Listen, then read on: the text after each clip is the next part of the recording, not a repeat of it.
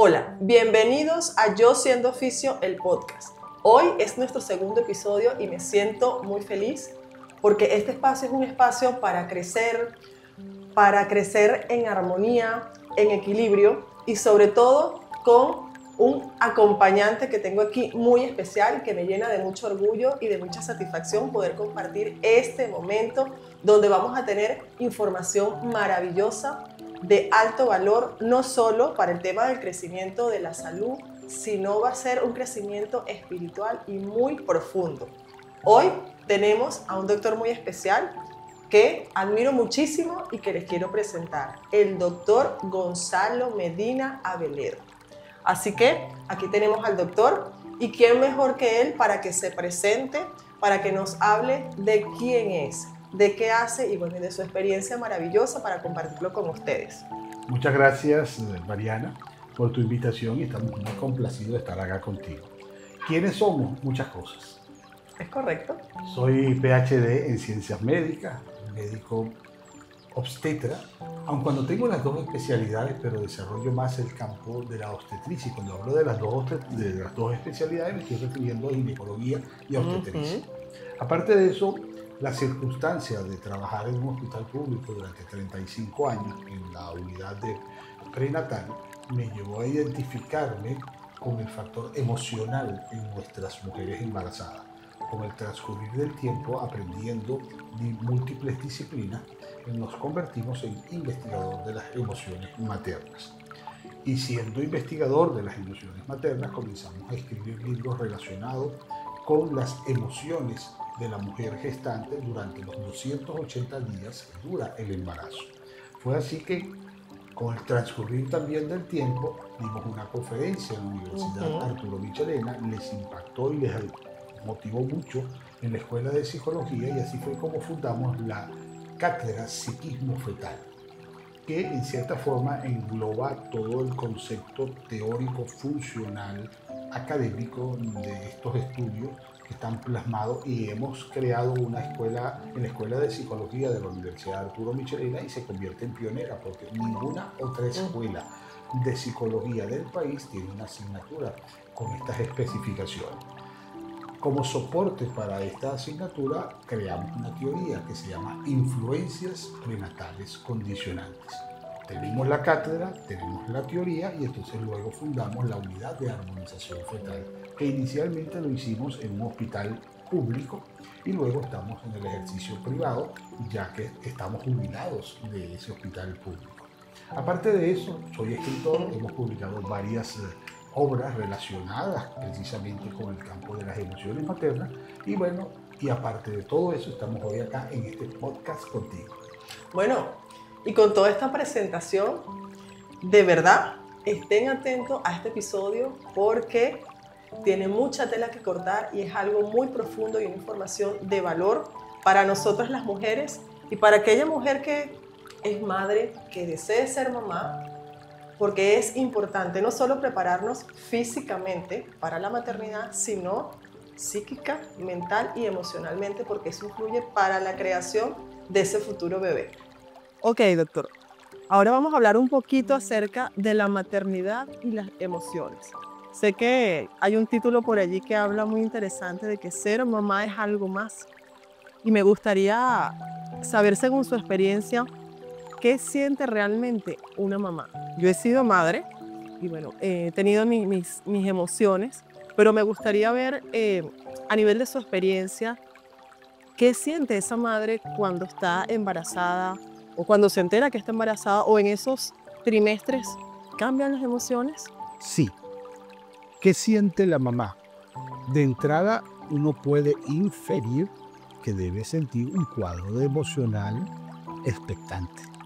Sin embargo, con el transcurrir del tiempo y en mi experiencia como obstetra, esto ha tenido diferentes tipos de matices, al punto de que nos llevó a hacer una investigación y pudimos detectar cómo estaban las emociones divididas por trimestres, tomándose en consideración que nosotros en el campo de la obstetricia, nosotros dividimos, para el común denominador son 9 meses, pero para el obstetra te habla de 40 semanas, porque trabajamos con meses lunares, mes de 7 días. Por eso es que incluso el ciclo menstrual es de 28 días. ¿Ok? Entonces, basado en esto, nosotros para poder llevar un mejor control de la gestación, del embarazo, lo hemos dividido en 40 semanas. A mí me gusta más bien englobar de semanas a días. Entonces, el embarazo duraría 280 días. ¿Ok? Bien, nuestra primera investigación giró en función de saber si había cuadros de trastornos emocionales durante la gestación. Porque claro, cuando a mí se me presentó la ocasión por un caso muy particular de una gestante que me llegó y quería incluso, y era primigesta y quería atentar contra su propia vida porque no concebía estar embarazada, porque ella consideraba que no era el momento más oportuno, yo lo hablé y lo conversé con mis colegas y me dice, pero esta la mujer es cíclica y puede haber trastornos emocionales. Y yo dije, no, aquí tiene que haber algo más concreto. Es verdad que en el momento de la gestación, por el influjo de la progesterona, que es la hormona que mantiene el embarazo, es proclive a que existan algún tipo de trastornos emocionales. Sin embargo, nosotros tomamos la idea pues, de hacer la investigación y descubrimos lo siguiente. Entre 0 y 13 semanas, que equivale al primer trimestre, hay trastornos emocionales que podemos decir fisiológicos también. O sea, que la mujer presente en ese primer trimestre de trastorno, dentro de todo el cuadro, a pesar de que la emoción puede ser disonante, se acepta, porque es una condición fácilmente visible y palpable y entendible en ese primer trimestre. Igual pasa con el tercero. En el tercer trimestre, que iría desde las 27 semanas a las 40 semanas, también encontré trastornos emocionales. Ya les voy a explicar, o ya te voy a explicar por qué los trastornos en cada parte. Mientras que entre las 26 y entre las 14 y las 26 semanas, que es el segundo trimestre, es el trimestre estable. De modo pues que si nosotros como obstetras, como investigadores, sabemos que una gestante durante los 40 semanas de embarazo, el primero y el segundo, hay trastornos emocionales, lo que tenemos es que estar atentos y vigilantes que en el segundo trimestre no haya trastornos emocionales, porque de lo contrario tendríamos toda la gestación totalmente estresada con trastornos y eso va a repercutir en el bebé. ¿Por qué podemos encontrar trastornos emocionales en el primer trimestre?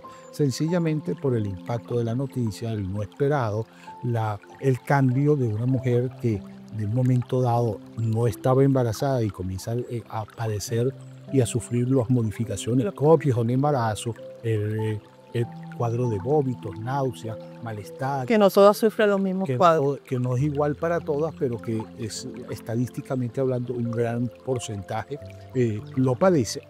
Bueno, ese impacto del no saber qué hacer, no saber incluso... Incertidumbre quizás. De la incertidumbre, o sea, esa disyuntiva que se le presenta porque ocurrió un momento determinado, no tomó las medidas necesarias y sale embarazada.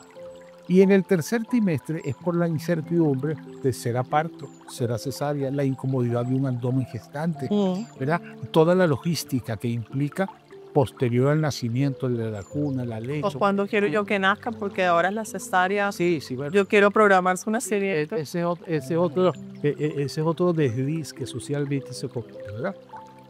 Y mientras que en el segundo trimestre es la estabilidad. Entonces nosotros buscamos hacer eso. Ahora bien, ¿por qué las emociones son deleterias? Porque pudiéramos decir, las emociones son malas, ni buenas ni malas, pero sí causa un efecto importante en nuestra gestante. La emoción puede ser positiva o de la otra polaridad, para no darle fuerza. Digamos, dependiendo de cómo lo percibas. Sí, pero fíjate tú, si la madre o la gestante, fíjate que yo establezco primeramente una distinción, porque una cosa es la embarazada y otra cosa es la gestante. La gestante es todas las modificaciones que están ocurriendo en ella, mientras que el embarazo como tal son las modificaciones y desarrollos y crecimiento del bebé. Entonces, fíjate, si la gestante tiene emociones positivas de afecto y de amor, ella va a producir un conjunto de neuroquímicos que en el acto que ella está sintiendo esa sensación, valga la redundancia, el bebé recibe esos neuroquímicos y él crece y se desarrolla de una manera armónica. Por el contrario, si la emoción es adversa y persistente, constante, entonces ella también va a elaborar un conjunto de neuroquímicos y esto le va a llegar al bebé. Y el bebé va a nacer, pero hay circunstancias muy particulares. Todas las infectocontagiosas le van a dar de una manera muy profusa. Va a ser un escolar con problemas, un adolescente con problemas, en el sentido de que no se adapta porque durante su gestación estuvo sometido a una condición estresante, modo supervivencia. Y entonces eso va a repercutir. Fíjate la incidencia. Entonces, quien tiene el switch para moderar la emoción hacia un aspecto positivo o un aspecto adverso es la gestante. Y esto es modificable. Y de allí la importancia de este podcast, es la importante de lo que nosotros estamos haciendo en la armonización fetal, de la educación que impartimos en psiquismo fetal, porque educando a nuestras gestantes podemos construir una mejor sociedad. Simplemente porque el bebé, la madre, al conocer estos elementos, va a tener emociones positivas, esto va a repercutir en el bebé y el bebé va a ser un niño sano y feliz. Por eso hay que hacernos conscientes también de las emociones y tener un autoconocimiento, así como conocimiento en el momento que decidimos o queremos ser madre, también es importante. Y otra cosa, doctor, ¿cómo influye eso? Porque a mí siempre me ha llamado la atención. Hay muchos casos también de infertilidad hoy en día.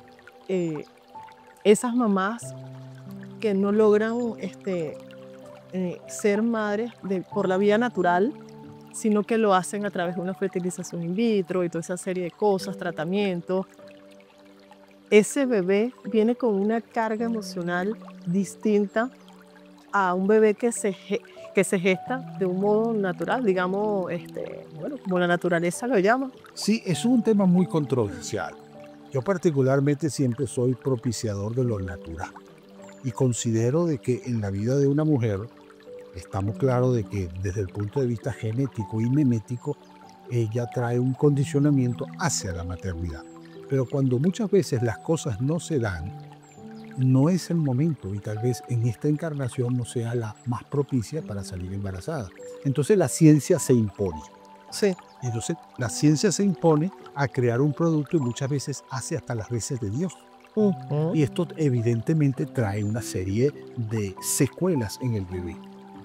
La fertilización in vitro, así a grandes rasgos, tiene unos condicionamientos muy particulares, incluso hasta para tomar la muestra por parte del semen del hombre. Sí.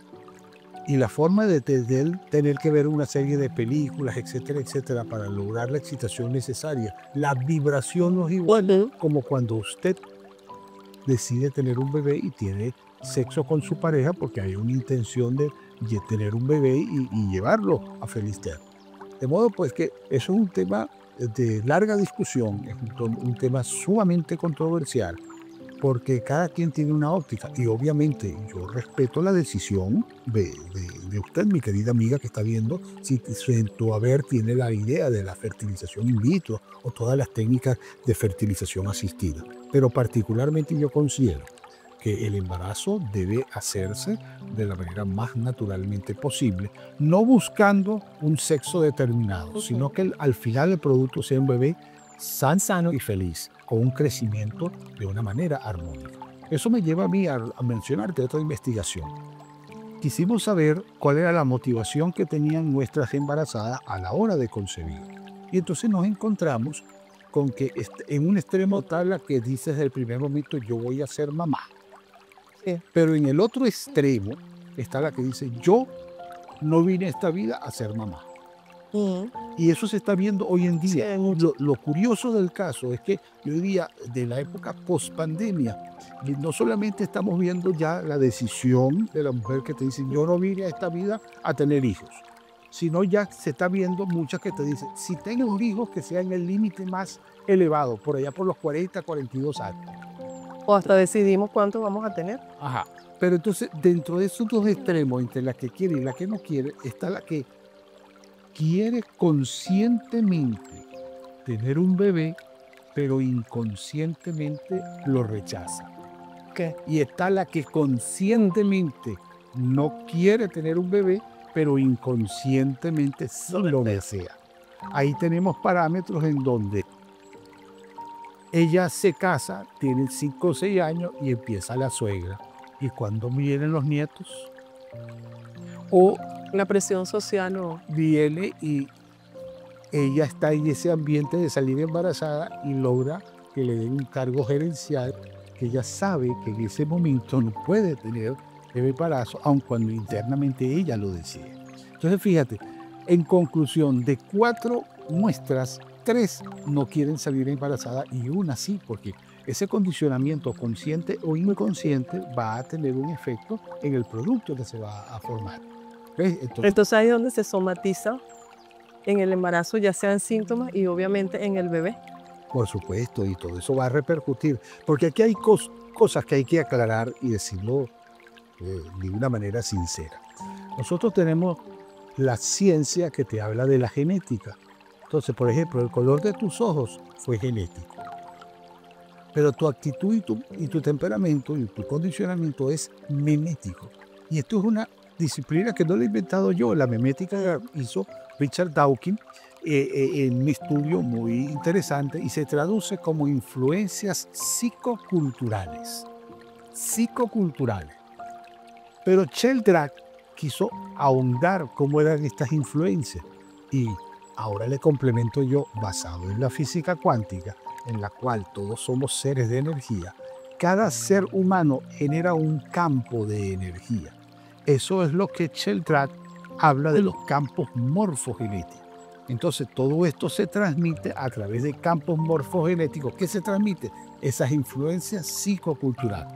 Y yo en alguna oportunidad te comenté que Sheldrake quiso experimentar esto y se fue por allá por el Pacífico y estuvo en una isla que no había sido nunca explorada y se encontró con una especie de monos que luego por ensayo y error los enseñó a jugar pelota y un día le cambió la pelota por una papa y entonces los monos cuando le tiraban la pelota jugaban y cuando le tiraban la papa se comían la papa, la mojaban en el agua salada y se la comían. Excelente, porque fue un experimento de mucho tiempo. El caso es que Sheldrake se va a otra isla que quedaba a 150 millas náuticas de la anterior y se encuentra con una especie de monos del mismo género y del mismo grupo de la isla anterior. Nunca habían tenido contacto con especie humana y cuando él desembarca le tira la pelota y los monos empezaron a jugar. Y cuando se la cambió por la papa, agarraban la papa, la mojaban en el mar y se la comían. ¿Cómo se transmitió eso? Si físicamente era imposible que llegaran allí, lo hizo a través de las vibraciones, de la energía de los campos morfogenéticos. Entonces la familia es el evento más representativo de un campo morfogenético. Por eso, María, y ustedes, mis queridas amigas y queridos amigos de este podcast, el solo pensar al momento de concebir sin hablar, ya se están comunicando con el bebé intrauterino. Y la sociedad, aquí viene también otra crítica constructiva, ha inventado la develación del sexo. Y entonces colocan unos globos y mediante la complicidad de alguien, que los padres no saben cuál es el sexo, rompen un globo y sale un papelillo rosado. Basta apreciar el rostro de los dos para que ustedes se den cuenta que uno eufóricamente acepta o rechaza. Está alegre por el sexo develado. El otro se ríe más por complacer a su pareja, pero en el fondo uno se da cuenta que él quería un sexo distinto. Bueno, el bebé ya está entendiendo que uno de los dos quiere un sexo distinto. Y entonces ahí tenemos, en base a nuestro estudio, como hemos, por ejemplo, determinado, no todos los casos, pero hay una casuística representativa que cuando la persona es zurda y no hay zurdos en la familia, esa es una expresión de una adaptación que está haciendo el bebé en rechazo de la vivencia que tuvo en el vientre materno por el sexo contrario, teniendo un sexo distinto al que quería uno de los padres. No hablemos de las otras desviaciones sexuales, el lesbianismo, la homosexualidad, en donde eso ocurre por algo tal que tú también Sí, estábamos escuchado, tratándolo. que se le hacen las lealtades invisibles. Entonces imagínate tú un bebé que crece y genéticamente es masculino, pero uno de los padres quería que fuera hembra. Entonces el bebé, por lealtad a quien quería que sea hembra, puede tener dotes afeminados o gustarle, tener los gustos Y todo eso por la energía que Manuel, hay un padre por del el pensamiento. Entonces vean la importancia que esto significa. Bueno, entonces es tan profundo porque definitivamente no son solo los pensamientos, sino también es el ambiente condicionante para esa mamá o por esa gestante. Porque, y a ver, vamos, doctor, también que bueno, el tema de somatizar esa sintomatología no solo propia de los cambios morfológicos del embarazo, sino también de esas emociones que se somatizan en el cuerpo, quizás con una contractura muscular, el peso de la barriga, quizás el dolor de los senos, porque muchas mujeres pues sentimos quizás un dolor lumbar a un cierto tiempo, o esa emoción que de repente queríamos estar embarazada, pero no era el momento, pero bueno, yo no puedo hacer nada, ya estoy embarazada.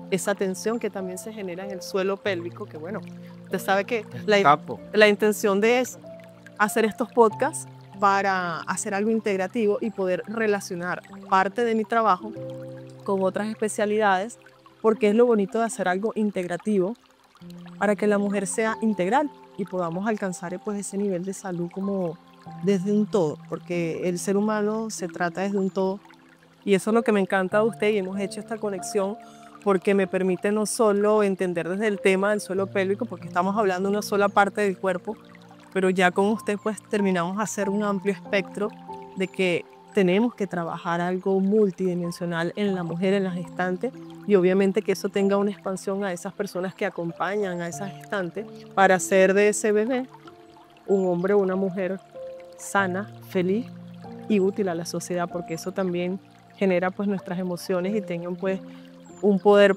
en la sociedad para desenvolverse en armonía y que seamos una sociedad saludable, porque eso es lo que buscamos.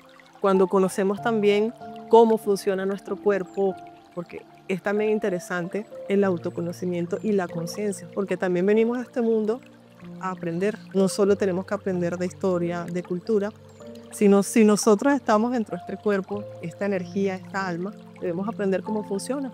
Y eso es parte de los objetivos que tiene Yo Siendo Oficio con este podcast, para integrar a personas pues tan integrales como usted y con este conocimiento pues que nos aporta mucho valor, y estoy segura que de aquí va a salir una información que nos va a dejar mucho análisis a cada una de nosotras, porque aunque las que ya somos mamá y decimos, bueno, no, ya yo tengo 3, ya no voy a tener más, pero muchas que están pensando tenerlo y quizás no pueden, o no tienen la pareja, o dicen, yo voy a esperar que tenga estabilidad económica, una estabilidad emocional, y el tiempo es perfecto para cuando el bebé llega a escoge a esa madre, porque eso es otro tema importante. El bebé escoge a la mamá. Sí. Y escoge el tiempo en que viene. También. Eso también. También. Todo tiene su tiempo, incluso esto es hasta bíblico. ¿No? Mira, has tocado muchísimos temas. Y mientras ibas... Yo por eso es que me gusta tocar muchos temas, porque yo necesito que este doctor me dé una línea, porque si no, este podcast sería mucho más que expansivo y estaríamos mucho tiempo aquí. Mira, pero vamos a partir retomando de tu pregunta inicial, que vamos a decir que fue un preludio lo que hemos hecho hasta ahorita. Ahorita es que realmente comienza el asunto. Mira, los técnicos allá dicen, no puede ser, ahora es cuando comienza. Y para ustedes, amigas y amigos que están siguiendo este podcast, mira, la mamá es algo más que madre. Porque no es el mero hecho biológico de concebir para tener un bebé. Es válido, pero es que la mamá es diseñadora, es constructora, es modeladora, es educadora. Fíjense todos los elementos y los adjetivos que he utilizado de la función de ser madre. O sea, ser madre desde el momento desde que está ideando tener un bebé. Pero es que ese bebé que está ideando lo soñó antes, porque el alma, el cuerpo etérico de ese ser que se va a posesionar, ya le ha escogido sus padres.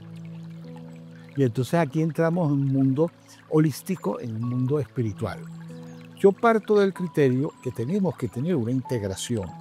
O sea, no es que la ciencia la vamos a descartar. La ciencia tiene elementos importantes, positivistas. Y la ciencia es la que te dice ver para creer. Pero yo también digo, ¿por qué no creer para ver? O sea, vamos a integrar ambos elementos. Y al paciente hay que verlo, al ser humano hay que verlo desde un punto de vista biológico, desde un punto de vista social, desde un punto de vista cultural, desde un punto de vista psicológico y desde un punto de vista espiritual. Eso es ser integral. ¿Ves? Y tenemos que ir cambiando una serie de elementos o cartabones que ya están obsoletos porque ya eso no funciona. Primero, Darwin decía, sobrevive el más apto, el organismo, nuestras células no están en una franca competencia, sino en una cooperación entre ellas de manera constante. Lamarck, que fue antes que Darwin, hablaba de la importancia del entorno. Porque tú puedes tener a una madre que tenga todos estos conceptos, yo voy a manejar mis emociones, pero el entorno es vital porque la gestante es la que va a comunicar al bebé que se desarrolla en el vientre materno con el entorno. Si no, ¿cuántas veces ustedes no han escuchado que estando embarazada el bebé silba y el bebé da unas pataditas, que es la manera como el bebé se comunica, y cuando nace el bebé, la pareja silba y inmediatamente el bebé empieza a buscar el sonido? O sea, yo dije esto en un congreso médico y todo el mundo se alarmó cuando manifestaba que desde etapas muy precoces el bebé aprende y memoriza en el vientre materno. ¿Y todo es a través del sonido? Y la por el sonido y parte por la vibración, porque el órgano de los sentidos que se desarrolla completamente antes de nacer es el oído. Por eso yo recomiendo a mis gestantes que a las 20 semanas comiencen a leerle cuentos infantiles al bebé. Comiencen a cantarle. Por eso es que en armonización fetal una de las herramientas es la musicoterapia. Comienzan a tocarlo, porque hay una disciplina que se llama la aptonomía, que consiste en que tus vibraciones tocas el vientre de la gestante, la pareja y ella le habla tocándose el vientre y él siente la vibración. El bebé se comunica con la mamá a través de las pataditas. Y toda mujer que está embarazada o que ha estado embarazada puede discriminar cuando las pataditas del bebé son por cosas que le gustan o por cosas que no le gustan. Porque hay una diferencia en las pataditas. Unas son más genéricas, son más proactivas y otras son más tenues, más amorosas. De modo pues que vean todas las importancias que tiene la gestante al momento de embarazarte. Pero también tocaste de algo que es el mundo multidimensional. Nosotros, más que en un tiempo presente, pasado y futuro, vivimos en múltiples dimensiones. Y esto es importante tenerlo en cuenta porque esto nos va a proyectar incluso hasta para modificar nuestro momento presente en base a un doble que es el futuro. Y eso es el doble cuántico. Ese es el motivo para otro podcast, porque es largo y tendido, del doble cuántico. Pero bien, fíjense ustedes la importancia que genera todo esto. Lamarck decía de lo relevante que era el entorno. Y hoy en día tenemos una ciencia emergente que está dejando todo el mundo en el sitio. Pero para explicar la ciencia emergente, le voy a decir que cuando nosotros estudiamos tercer año de bachillerato, nos enseñaron que el mundo tiene muy buena memoria, que el mundo físico estaba formado por materia y que esa materia estaba constituida por átomos. Y es curioso que siempre se mantuvo todo eso a pesar de que en el siglo pasado, en los primeros 20 años del siglo pasado, ya Einstein estaba hablando de la teoría cuántica y de la relatividad. Ahorita, 100 años después, es que eso ha salido a flote y está en todas las redes y está en todas las informaciones. Hoy se sabe que el átomo no es la última estructura de la materia. Hoy conocemos que dentro del átomo hay partículas de energía, con una particularidad, valga la redundancia, de que el átomo esas partículas de energía es influenciado por el observador. Pero por simple analogía, si las partículas subatómicas son energía, el átomo es energía, las moléculas son energía, las células son energía, los aparatos, órganos y sistemas son energía, el ser humano es energía. Y usted, mi querida amiga, tú, Mariana, te enamoraste de tu pareja por un intercambio de energía. Lo que él tenía de mucho, tú tenías de menos, y lo que tú tenías de mucho, él tenía de más.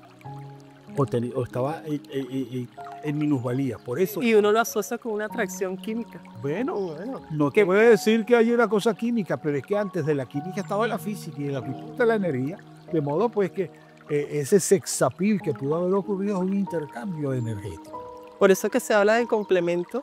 Así es. Y por eso es que hay muchas filosofías que te hacen una serie de dibujos muy interesantes que complementan unos con otros.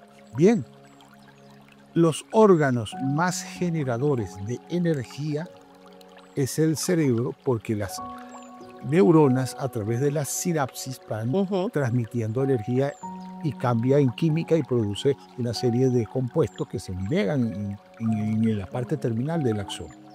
Y el corazón, cuando usted se toca el pulso, es una onda que parte del ventrículo izquierdo y se disemina por todo el organismo. En conclusión, pensamiento es energía, sentimiento es magnetismo. Y cuando se une el sentimiento con el pensamiento, se genera la emoción. Entonces, la emoción no son más que energías electromagnéticas. Y todo esto se transmite en todo el organismo. Pero tú me estabas hablando de algo muy importante desde el origen de las enfermedades y del no conocimiento muchas veces, no tomar conciencia y en el campo tuyo del suelo pélvico. Somos productos de nuestras creencias.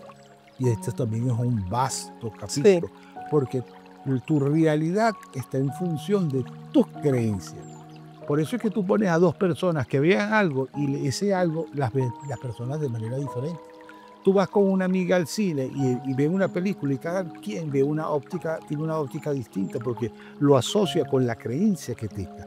Y la creencia parte de la familia. Y la familia lo toma de la religión. Entonces tú ves que esa creencia muchas veces se convierten en mitos y leyendas y eso se van transmitiendo, como el célebre caso de la chica que un día va a asar un pollo, un pavo, y entonces agarra y empieza y le dice, no, hay que asarlo, hay que cortarle las patas. ¿Pero por qué hay que cortarle las patas? Porque así lo hacía mi mamá. Cuando el caballero le pregunta a la suegra, mire, no, porque es que así lo hacía mi mamá, o sea, la abuela. Y cuando fueron a hablar con la abuela, no, yo tuve que cortarle las patas porque no cabía en la cacerola. ¿Ves? Y entonces, todo tenía un porqué y se transmitió. pero se transmitió como una creencia y la hija, o si en este caso la nieta, estaba convencida que para asar el pavo, aun cuando tenía el dispositivo ya había que cortarle las patas. Entonces, eso es consecuencia directa de una creencia que va a moderar el ambiente que nosotros tenemos. Entonces, vamos a llevarlo a la naciente ciencia emergente, que es la epigenética. Cuando yo estudiaba medicina, me decían, esta enfermedad es hereditaria, es inmutable, no se puede cambiar. Porque se hablaba de que el núcleo es lo más importante en la célula. Él produce un compuesto que va al citoplasma, produce una proteína y la proteína le da la especificidad a la célula. Pero hoy en día se sabe que esas emisiones de energía del entorno lo capta unos receptores que están en la membrana celular y estos receptores generan un modulador que va a actuar en el núcleo modificando la expresión genética. Entonces, con tus pensamientos, tú te puedes curar, ustedes se pueden curar, pero en los actuales momentos no hay cultura para que la gente lo entienda. Entonces, todas las afecciones, incluyendo el suelo pélvico, con todas las diatribas que puedan tener, la multiparidad, el aumento del abdomen, la ejercitación, etcétera, etcétera. Todo esto son una serie de condicionantes que tenemos que partir de la raíz.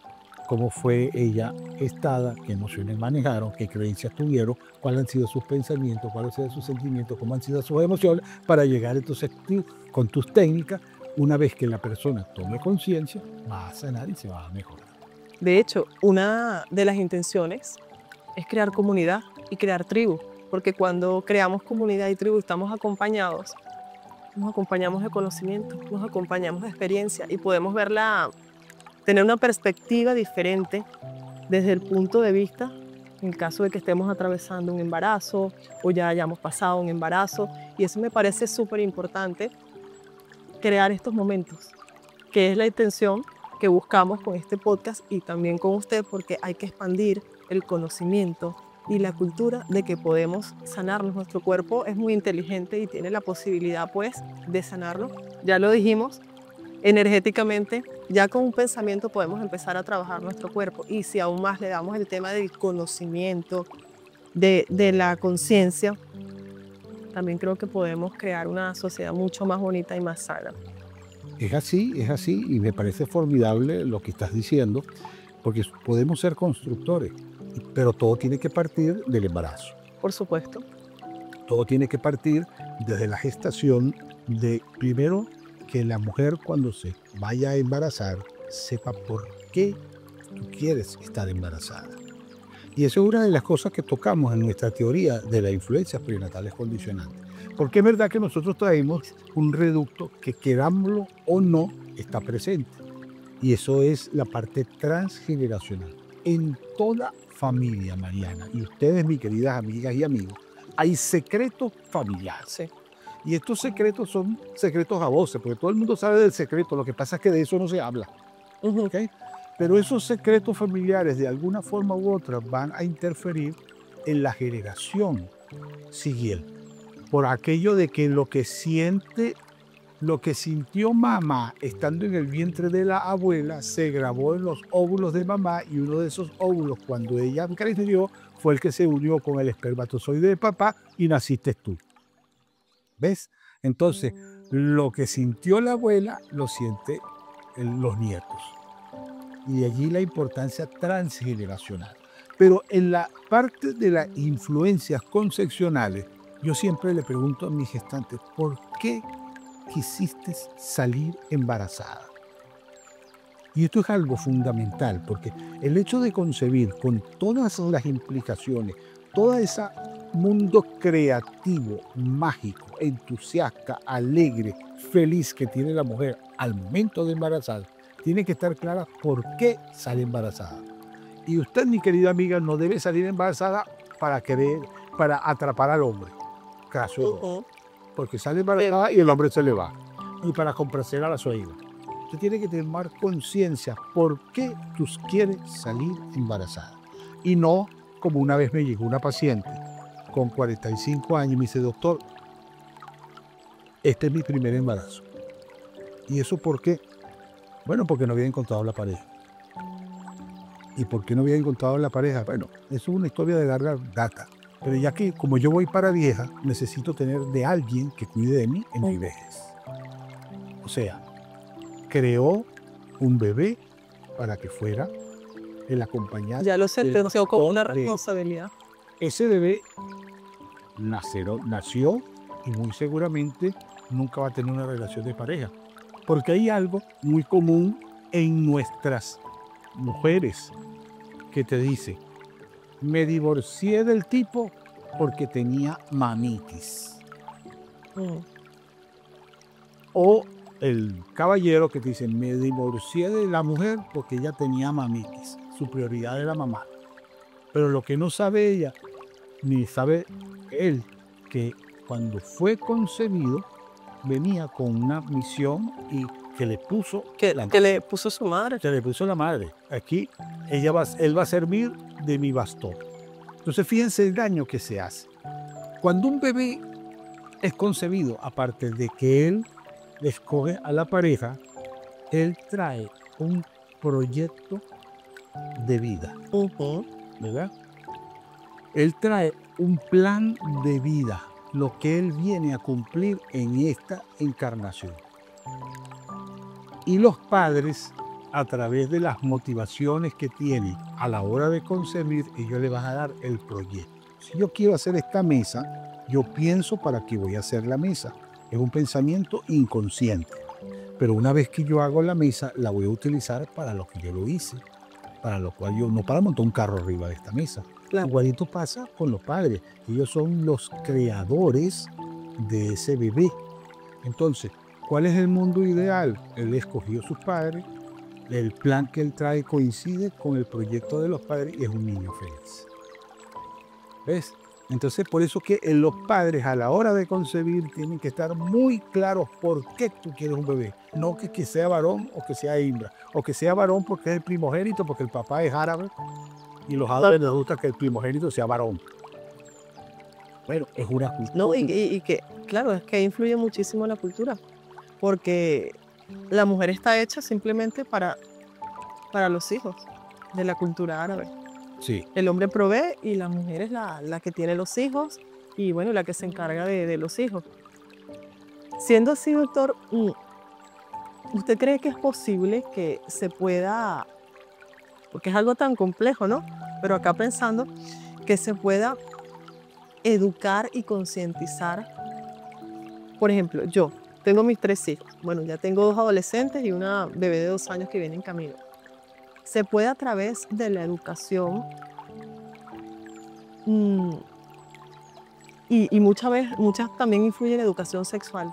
Hoy en día, el campo y la ventana de la pornografía, que influye también en esa sexualidad para cuando ellos crecen y ya se crean como un prototipo cultural y social que va a estar estandarizado y que es así, que tú naciste para ser mamá o no, que ahora la generación dice que no, tú vas a parir a partir de los 30, 35, porque una muchacha de 20 años no va a tener muchachos, sino eso era antes, que a los 17 años salía embarazada. Se puede a través de esa herramienta, por ejemplo, de esa educación, poder crear esa conciencia y esa transformación en esos niños que están ahí creciendo. Claro. Digo yo porque ahora que soy mamá, lo pensaría y me parece que sería un proyecto bonito poder crear eso, porque aunque yo recuerdo cuando ella estaba pequeña, ella tuvo un botón mamario como a los 7, 8 años, y yo recuerdo que la llevé a un ginecólogo y me dijo, no, bueno, tienes que estar pendiente, eso es un signo precoz de que se pueda desarrollar, un desarrollo precoz, pero tienes que estar pendiente. ¿Por qué se dan esos signos precoz de desarrollo? Porque para ser mamá tiene que involucrar el sexo y ahí está la información del tema de cómo nos comunicamos sexualmente. Se puede trabajar a través de herramientas de educación. Tú lo estás haciendo con este podcast. Esta es tu contribución. Nosotros a diario lo hacemos en nuestra consulta. Nosotros a diario como docentes, que fue una parte que mencioné, que somos docentes, soy profesor titular de la Universidad de Carabobo y de la Universidad Arturo Michelena, y entonces manejamos y damos docencia en todos los niveles, de pregrado, posgrado, especialización, maestría y doctorado. Allí lo hago constantemente. Lo hago todos los jueves a través del diario No Hospital. Tenemos una columna en armonía fetal. Y tenemos el Instagram Armonía Fetal. O sea, a diario yo lo hago. En donde estoy, lo hago.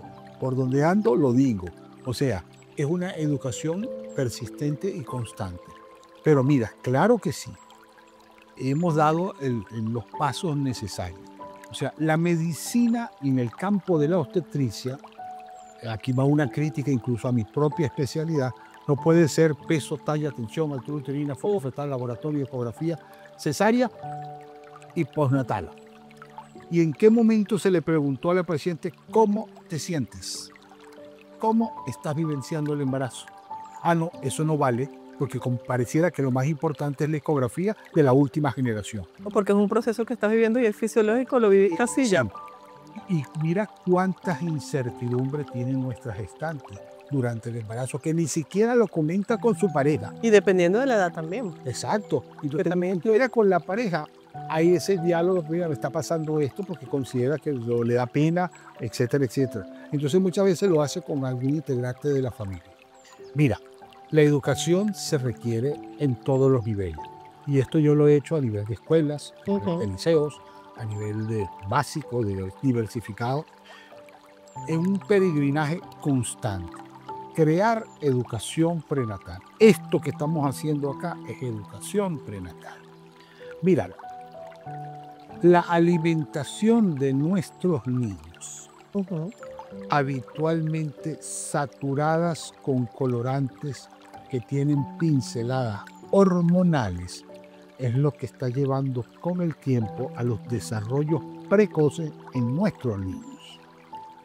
Y esto con el influjo del ambiente, el influjo cultural. Y aquí viene una crítica también. Entiéndase que todas estas críticas es constructiva, porque lo que queremos es mejorar la sociedad. Pero cuando tú a una niña de 4 o 5 años le pones un reggaetón y empieza a bailar y llamas a todo el mundo para que vea cómo baila el reggaetón, Después no te quejes cuando esa niña tenga 10 y 12 años y esté iniciándose sexualmente de manera precoz. Entonces, el botón mamario a etapas muy precoces es predictivo de desarrollo, porque la mujer primero desarrolla la glándula mamaria y tiene la menstruación que le está indicando ya que tiene la posibilidad de salir embarazada. La educación, la confianza a nivel en casa. Ya los temas sexuales no son tabú, porque si tú lo conviertes Bueno, para vos todavía va a entrar en las redes y en las redes hay N cantidad de información, muchas veces distorsionada, que llevan que si no tienen una conducción y una orientación por parte de la familia, puede traer severos conflictos más adelante. Doctor, y Entonces, hablando que usted habló prácticamente de los disruptores endocrinos, también a nivel de las niñas está pasando mucho el tema de que hay niñas que a los 5 años, 6 años ya le pintan las uñas, las maquillan. Eso también es una influencia con un disruptor endocrino para un desarrollo precoz, ¿cierto? mira, en las abuelas, cuando la niña tenía, primero que en aquella época no se desarrollaban tan preponentes como ahora. Era común ver que la primera menstruación ocurría a los 15 años, imagínense. Sí. Y por supuesto el botón y el desarrollo mamario se empezaba a observar en etapas más tardías, si lo comparamos con ahora. Pero es que ahora las prendas femeninas se las colocan en niñas que no tienen gusto, no tienen nada. Y eso, psicológicamente hablando, Tiene una influencia importante. tiene una influencia importante. Ustedes saben que cuando un ginecólogo y un obstetra va a cualquier reunión social y hay varias damas, aún los saturan de preguntas. Ahí casi que uno hace una consulta colectiva. Mire, le pasó esto y tengo el anticonceptivo tal. Y bueno, y yo soy cuidado, pues. Ya sea haciendo. O lo agarran en el pasillo. Diga, doctor, ¿usted sabe qué tal cosa? No, en la consulta. Y entonces, muchas veces, en aquel entonces, más que ponerle en ese desarrollo precoz, las niñas usaban franelillas. Ajá. Nada de prendas femeninas. Muchas veces la niña no tiene el busto necesario y la prenda femenina no es de la talla que muchas veces prácticamente nadan la prenda en el cuerpo de ella. Y me decía una señora, con razón, mire, mi hija no tiene nada de gusto y quiso que le comprara esta prenda para que se le vieran las tiritas en la fiesta. Y todos no llegaban a 10 años. Imagínense. Entonces, ve el factor psicológico, porque el usar una prenda femenina en una edad muy precoz ya le está emulando a la condición de... Pero ahí entramos a la sociedad y a la cultura en la que estamos envueltas y que la mamá, bueno, permitimos para desarrollarle eso a la niña. Claro, entonces esto es una forma de hacer educación. Nosotros somos constructores de nuestra ciudad. La madre, la gestante, lo es del bebé. Y luego viene, por supuesto, toda una serie de educación que va a ocurrir después de la vida, en la vida extrauterina, donde es muy importante la orientación que los padres le den a los niños desde etapas muy precoces. El prestarle atención cuando un niño pide una orientación. ¿Por qué esto? Y no, muchas veces, como ocurre, Lo buscan en otra atiborrado de trabajo los padres. No, deja de molestarme. Mañana te... O agarran el teléfono. O agarra el teléfono, o le compren la tablet para que busque. Entonces, ¿qué estamos allí haciendo?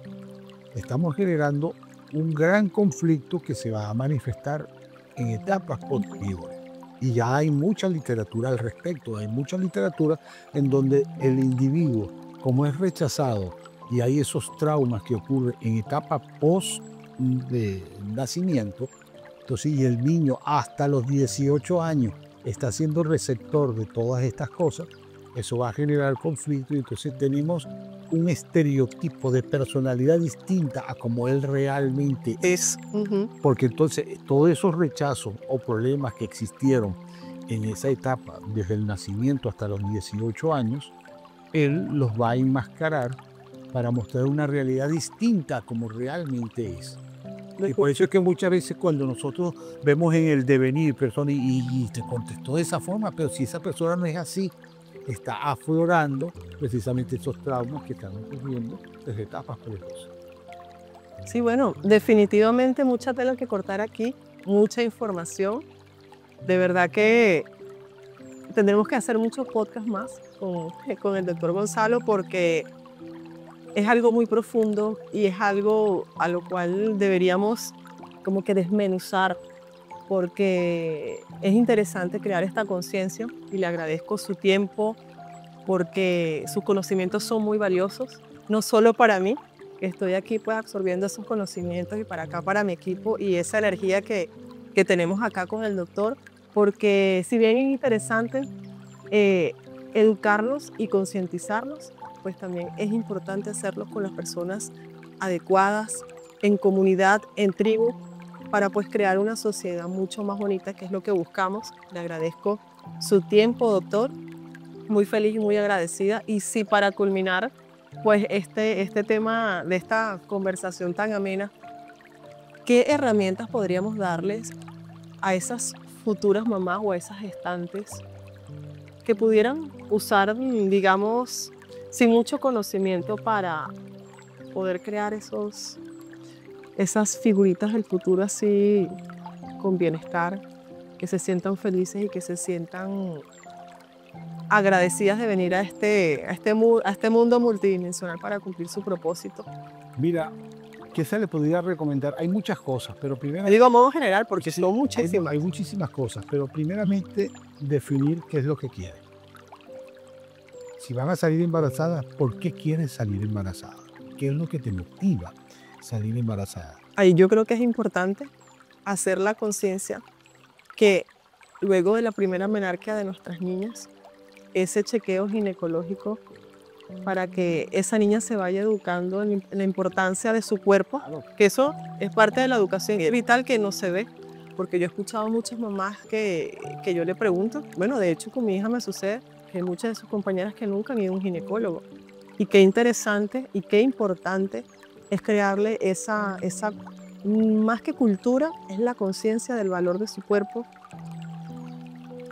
para que tengan ese conocimiento de poder cuidarlo y poder decidir sobre su cuerpo y entender cómo funciona. Y eso es parte de ese complemento para que puedan tomar la decisión de qué quieren, cuándo quiero ser mamá, si no quiero ser mamá. Ese es el anticipo, fundamentalmente. Evidentemente que desde una etapa muy precoz debe tener la orientación en casa, la orientación desde el punto de vista clínico, desde el punto de vista médico, entender que estamos en una época de cambio, la adolescencia es una época de cambio, donde va a conocer una cantidad de personas, donde va a haber ese primer amor, pero ese primer amor muchas veces idealizado como para toda la vida, y no es así.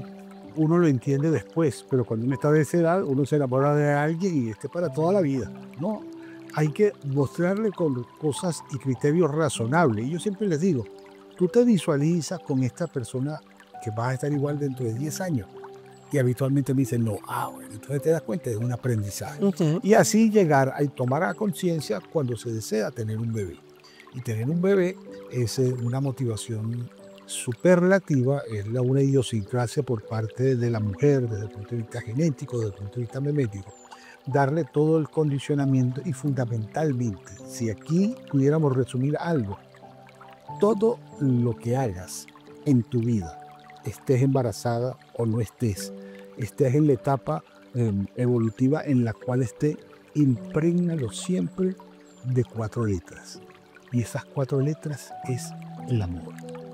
El amor es la esencia divina que nos hace a nosotros evolucionar por los mejores senderos, siempre en armonía fetal. Mejores palabras no hay. Bueno, doctor, sin más que agradecerle su tiempo, su conocimiento, de verdad, que me voy pues súper feliz por haber logrado este encuentro con usted, que más que de información ha sido energético, y eso me hace muy feliz. Me gustaría que pues dejara sus redes sociales, dónde lo pueden encontrar, cómo lo pueden encontrar, dónde pasa consultas, sus horarios, para que lo puedan conseguir. Y bueno, nosotros ya saben que nos pueden conseguir en @YoSiendoOficio. Si te gustó este podcast, dale por favor me gusta y compártelo. Difunde esta información porque es súper importante. No sabes qué persona, qué amiga, qué mujer pueda estar necesitando esta información, así que por favor compártelo. Y ahora pues el doctor con sus redes acá para que, ya saben, cualquier asesoría, cualquier consulta, aquí con el doctor. Muy sencillo, por Instagram, Armonía Fetal. Aquí está, Armonía Fetal. Estamos en el Centro Clínico Santa Rosa, ubicado en la urbanización El Viñedo, Valencia, Venezuela. Hacemos también consulta no solamente presencial, sino por vía online, a través de Armonía Fetal.